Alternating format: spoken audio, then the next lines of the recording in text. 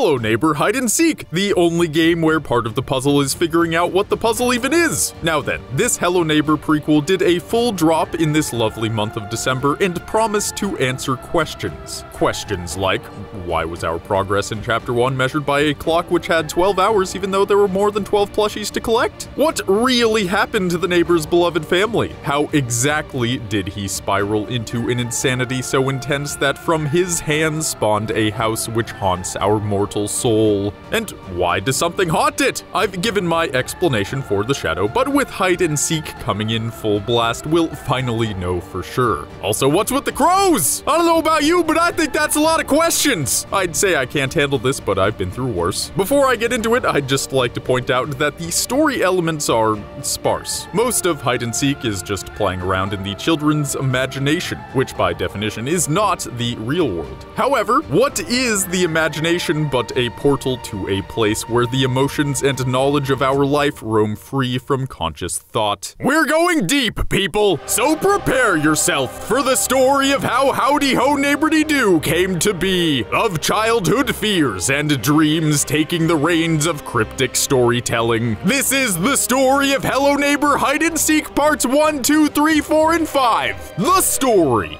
you never knew.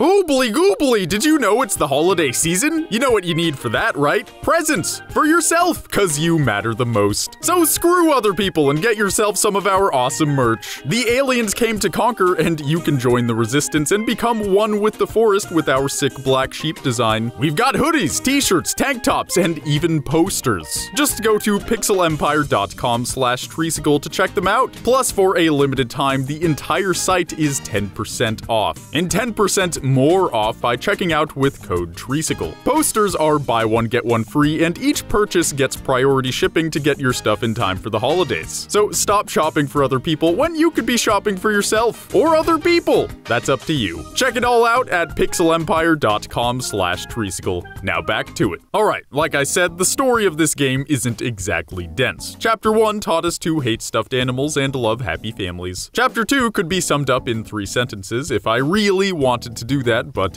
I'm an in-depth kind of guy, so we'll go more in-depther.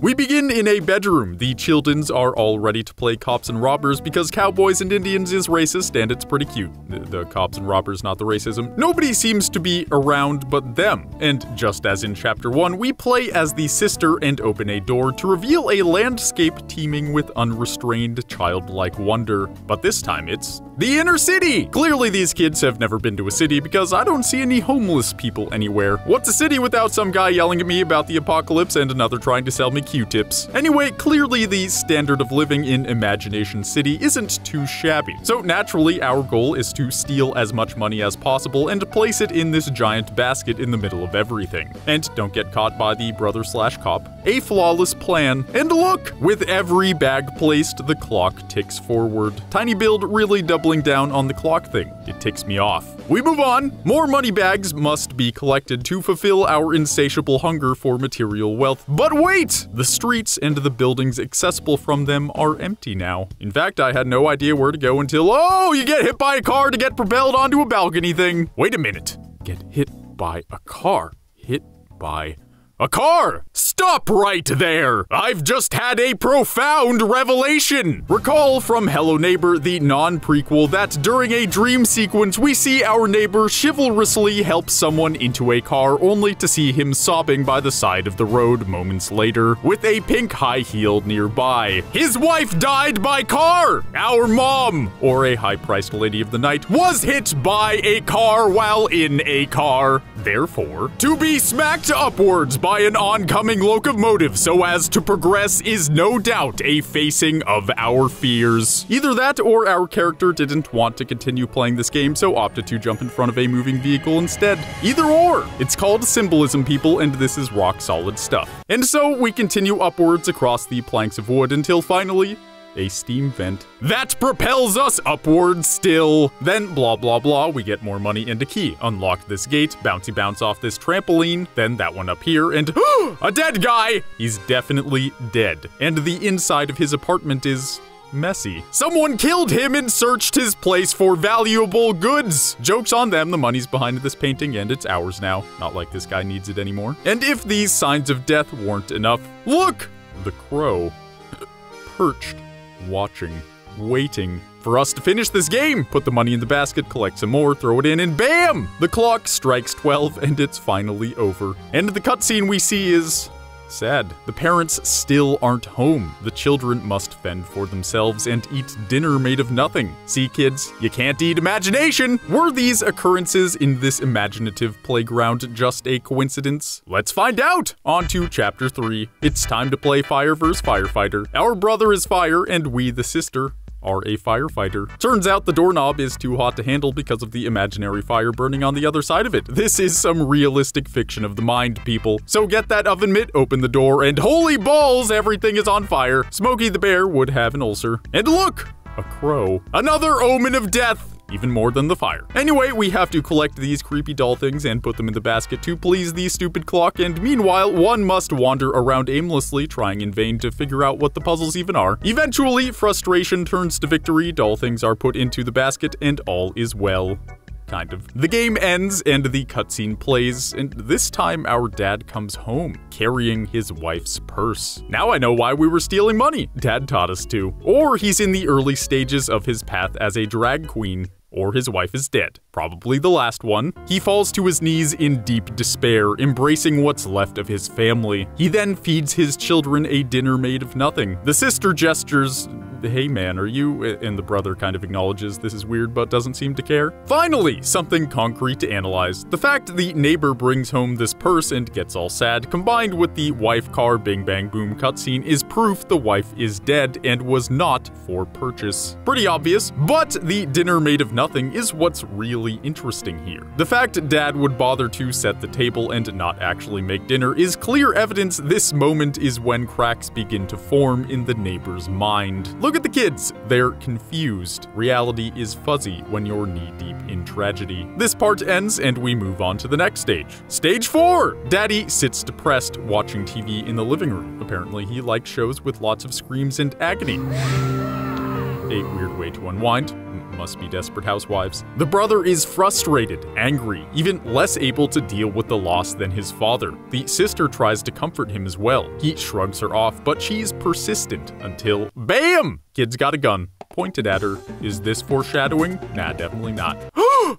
Yam. Okay, she pretends to be a zombie and now she is a zombie. Definitely not foreshadowing. We're transported to a snowy mountain location and we, as a zombie, must obtain many brains and put them all in, you guessed it, a basket, per usual. The number 13 is abundant, and it turns out the number 13 is right next to a book we pick up, a demonic and unlucky number. Definitely not foreshadowing. Also, there's a creepy graveyard, and within that graveyard is a tombstone with a coffin with our mom's purse in it, because she's dead! And weirder still, during this level, we come across another book, but this one has strange symbols on it. Looks like something out of Full Metal Alchemist, and I've seen enough to know bringing your mom back by alchemical means doesn't end well. It's found in a room with an older man watching TV who has a tiny brain, presumably because he's watching TV. It's only when we set the first book we picked up in front of him that his brain begins to grow. Then we can put the weird alchemy-looking book on a tree stump and it causes zombies to raise from the ground and vomit brains out for us. Cool. After collecting all the brains, we win! We get a cutscene with our brother being a poophead. Geez, what a fork! Speaking of forks, we once again get no dinner, and this time our brother acts up at the table, causing a plate to break and Dad to tell him to go to his room. Dad's having trouble keeping this family together. The next stage gives us the brother keeping his sister's doll away from her until she agrees to yet another game of hide and seek. This time we actually get to play in the house, albeit a kind of imaginary version of it, but one that is clearly based in reality. The place is a mess. Odd things are starting to appear, like gates on staircases. Then the outside happens, a precarious rooftop, then a long series of planks leading to nowhere. The neighbor's Dr. Seuss house has begun taking shape. If we fall off, the crows save us. It's still an omen of death, but interesting. And finally, at the edge of this bizarre add-on, presumably built by Dad, is our doll. Our brother is still frustrated. He smacks it off the roof, and then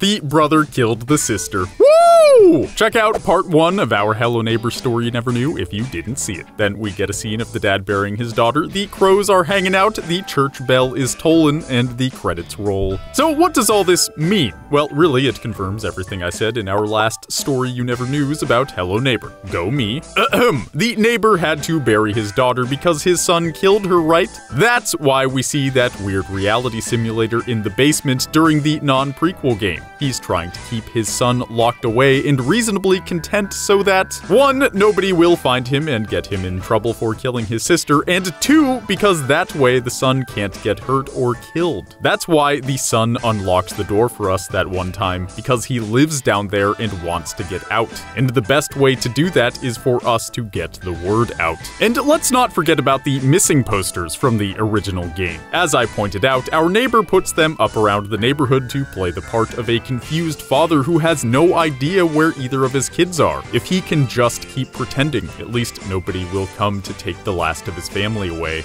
But what about the crows? The crows! Did anyone else find it odd they'd catch the sister when she fell on her own, but when her brother accidentally pushed her, they didn't do anything? These crows aren't just harbingers of death! They are unfolders of fate. Think about it. The brother had to kill his sister. Why? Plot device, Mr. Frodo. Plot device. Seems reasonable. But what of the shadow? Well, this one is a bit more mysterious. Many have speculated it is the manifestation of the neighbor's guilt, but I stand by my previous statements. This shadow has nothing to do with the neighbor. It has everything to do with the protagonist from the original games. Recall, we played through the first 2 acts of OG Hello Neighbor as a child and Act 3 as an adult. During the sparse encounters with it in the early acts, this shadow was small, however dangerous. By Act 3, we encounter it in a dream sequence where the shadow has grown to be huge, tearing away the building our childhood self is cowering inside of. If we interpret the shadow as the conglomeration of the repressed memories of what the neighbor made us endure, it makes sense why it's grown to be so gargantuan by the time we're an adult. We hadn't dealt with our traumas yet. It's only after fighting through our fears in those dream sequence minigames that we gain the courage to make the shadow explode. The fact we never see the shadow in hide and seek is very strong evidence it isn't the neighbor's guilt or any emotion of the neighbor at all. Speaking of the shadow, you may remember we encounter it that one time at the burned out neighbor's house in Act 3. Did you ever wonder why the house is ruined? The ruined house was the only thing we had not yet figured out. We didn't have a reason for it being destroyed. Until now. Remember in part 3 of Hide and Seek when our brother is playing as fire? It's no coincidence he played as a flame. And it's no coincidence we find the once terrifying maze of sadness a burned out husk. Our brother burned the place down! Fire and rage brought Home Depot's #1 customer to his knees. Sometime after our heroic escape, internal flames turned to external inferno and the protagonist's childhood hell was no more. A child, once part of a happy family, unleashed his anger over his mother's death, killing his sister, so too tormenting his father. This father locked his son away as a last-ditch effort to keep his family together, resulting in the same son he was trying to protect burning down his last safe haven. That's the story of Hello Neighbor Hide and Seek and Hello Neighbor the non-prequel. The story you never knew. But you know what wouldn't have caused brother to kill his sister and burn down his parents' house? If aliens had abducted his mother instead of being run over by a car. Then she could have visited once in a while. Know what else would have helped? A Nintendo Switch. And you can get both of these things! If you click the giveaway link in the description, you can get entered into the Super Smash Bros. Ultimate Nintendo Switch Bundle giveaway. And you can get a bunch of additional entries by picking up some Treesicle merch as well. Pretty cool, huh? And for a limited time only, there is a site-wide sale of 10% off, and 10% more on top of that by checking out with code Treesicle. So go check it out! We worked hard on these t-shirt designs with Pixel Empire, so I hope you love them as much as we do. Thanks for watching, everybody. I'm Grant, and I'll see you in the next video. Bye!